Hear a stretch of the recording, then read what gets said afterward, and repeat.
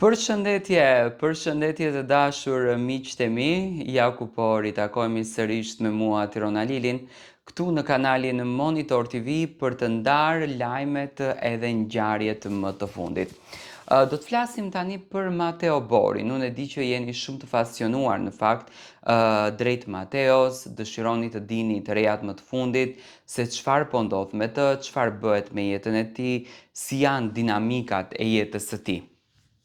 Mateo, që pas përfundimit të Big Brotherit, ka vendosur që t'i përkushtohet jetës së tij.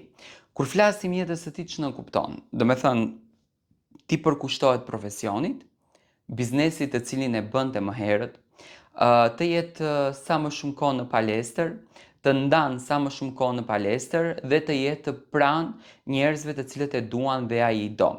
Së fundmi, në grupin e hapur të quajtur Bisha, por edhe në Instagramin e tij, Mateo ndan fotografi nga momentet për të qenë sa më pranë publiku, që nënkupton që Mateo, domethënë ka kthyer në përditshmërinë e tij, ka kthyer në origjinën e tij, le ta themi kështu.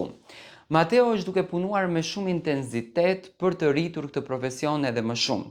Njëherit nuk është kthyer për të luajtur rolin e trajnerit, do me thënë për të filluar punën, por është kthyer për të bërë palestrën. 3 muaj brenda në Big Brother, Mateo siç duket në aspektin e trupit dhe të gjithë atij regjimi të ashpër që ka patur në këtë drejtim i kushtuan jashtëzakonisht shumë. Mateo duket shumë i lumtur dhe shumë i qeshur, njëkohësisht duket edhe shumë pozitiv që ka marrë këtë rrugë. Do me thënë, ky rikthim e bën Mateon të jetë më i veçantë. Mateo nuk ka premtuar asnjë gjë, vetëm ka premtuar që do të jetë një rikthim dinjitos. Tani nga informacionet që unë kam arritur që të siguroj, Mateo do të jetë edhe në një pjesë në televizionin Top Channel, ku do të jetë në një kënd. Tani se për çfarë emisioni do të bëhet fjalë, nuk ka asgjë konkrete.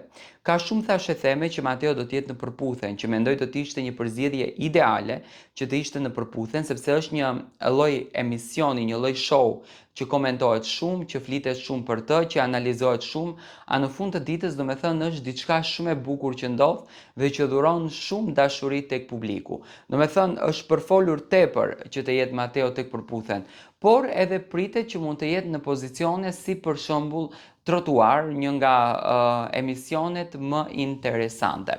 Unë uroj me zemër në fakt që Mateo të rikthehet fuqishëm në të dy format, sepse edhe televizionit i mungon dhe mendoj që të gjithë duan ta shohin Mateon në një pjesë televizive, por i mungon edhe pjesës së palestrës, sidomos ato që Mateon e kanë patur trainer, e din shumë bukur se sa është ndjerë mungesa e tij. Do me thënë, ju e shikoni që Mateo është shumë në formë, ai po rikthehet çdo ditë dhe së shpejti do sillen gjëra të bukura.